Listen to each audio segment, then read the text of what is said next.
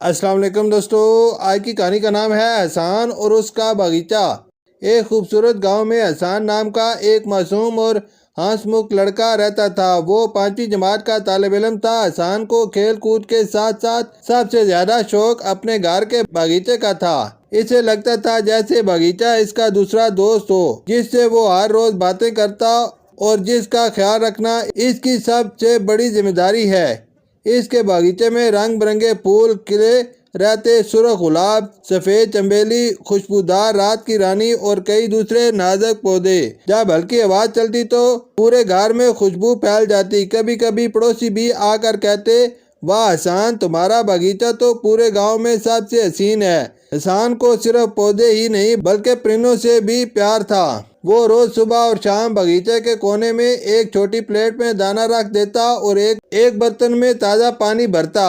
تھوڑی ہی دیر میں رنگین پرندے آ جاتے، کوئی سبز طوطا تو کہیں کوئل کی مدر آواز۔ پرندے دانہ کھاتے، پانی پیتے اور درختوں پر بیٹھ کر خوشی سے چہچہاتے۔ یہ سب دیکھ کر احسان کے چہرے پر مسکراہٹ آ جاتی۔ ایک دن اس کا دوست عادل اس کے گھر آیا۔ احسان نے اسے باغیچہ دکھایا۔ عادل حیران ہو کر کہنے لگا، یہ سب تم نے خود لگایا ہے؟ احسان نے فخر سے کہا، ہاں، یہ سب میرے ہاتھوں کے لگائے ہوئے پودے ہیں۔ میں انہیں اپنے دوستوں کی طرح سمجھتا ہوں۔ پھر احسان نے عادل کو پھولوں کی اقسام کے بارے میں بتایا۔ اس نے کہا، گلاب محبت کی نشانی ہے، چنبیلی اپنی خوشبو سے دل خوش کر دیتی ہے اور رات کی رانی شام ڈھلتے ہی خوشبو پھیلانے لگتی ہے۔ عادل بہت خوش ہوا۔ اس نے کہا، احسان، تمہارا باغیچہ واقعی جنت کا ٹکڑا لگتا ہے۔ کاش میرے گھر میں بھی ایسا باغ ہوتا۔ یہ سن کر احسان نے پیار سے کہا، دوست، ایسا باغ حاصل کرنے کے لیے تمہیں بھی محنت کرنا ہوگی۔ اگر تم اپنے گھر میں کچھ پودے لگاؤ تو وہاں بھی خوشبو اور تازگی آ جائے گی۔ عادل نے فوراً وعدہ کیا کہ وہ بھی اپنے گھر میں پودے لگائے گا اور ان کا خیال رکھے گا۔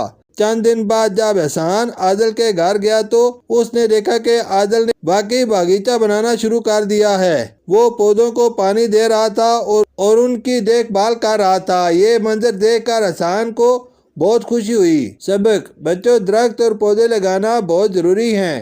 یہ ہمیں تازہ ہوا، خوبصورتی اور خوشبو دیتے ہیں۔ پرندے بھی انہی کی بدولت خوش رہتے ہیں۔